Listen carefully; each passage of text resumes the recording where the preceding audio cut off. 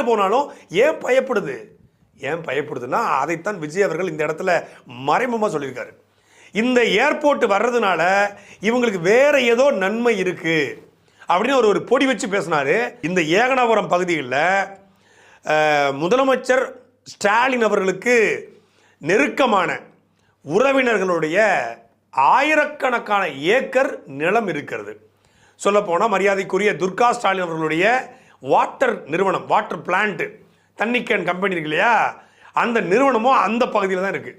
அதுக்கு பக்கத்தில் ஆயிரக்கணக்கான ஏக்கர் நிலங்களை இவங்க வாங்கி போட்டிருக்காங்க, முதலமைச்சருக்கு இணக்கமானவர்கள் அப்படின்னு அந்த மக்கள் சொல்கிறாங்க. அப்படி வாங்கி போட்டுக்கனால இந்த ஏர்போர்ட் வந்தால் ஆட்டோமேட்டிக்காக அந்த இடத்தினுடைய கிரவுண்ட் வேல்யூ, மார்க்கெட் வேல்யூ உயரும். அப்படி உயர்ந்தால் மால் கட்டலாம், தியேட்டர் கட்டலாம், பல உணவகங்கள் கட்டலாம், விடுதிகள் கட்டலாம், நட்சத்திர உணவு ஹோட்டல்கள் கட்டலாம். அப்படி கட்டும்போது இந்த ஏர்போர்ட் வெறும் 20,000 கோடி தான். கமிஷனாக அடித்தா கூட கட்டுறவனுக்கு அதிகபட்சம் ஒரு 40% எல்லாத்தையும் கமிஷன் வச்சுருவாங்க. 15% வச்சுட்டா கூட ஒரு 3,000 ரூபா கிடைக்கும். 3,000 கோடி கிடைக்கும். அப்போ தனிப்பட்ட முறையில் நான் இது விசாரித்து பார்க்கற பொழுது அப்படி எதுவுமே இல்லை.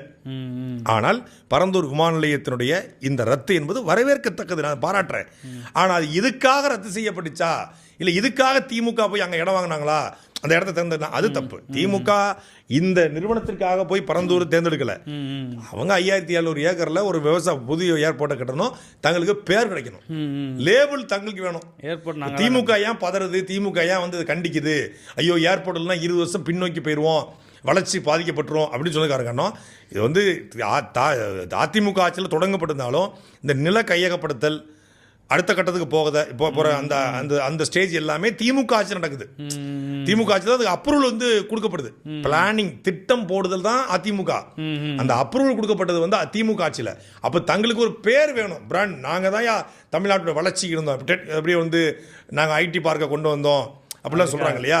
அதுபோல் தமிழ்நாட்டுக்கு ஏர்போர்ட் நாங்கள் தான் கொண்டு வந்தாங்கிற அந்த பிராண்டு வேணும், அந்த லேபிள் வேணும், அந்த அதுக்கு வந்து தங்களுக்கு உரிமை கொண்டாடுறங்கிற ஒரே ஒரு காரணத்துக்காக. அதாவது என்ன சொல்கிறாங்க, நம்ம ஊரில் சொல்லுவாங்கல்ல, வீம்புக்கு அம்பு விடுறது.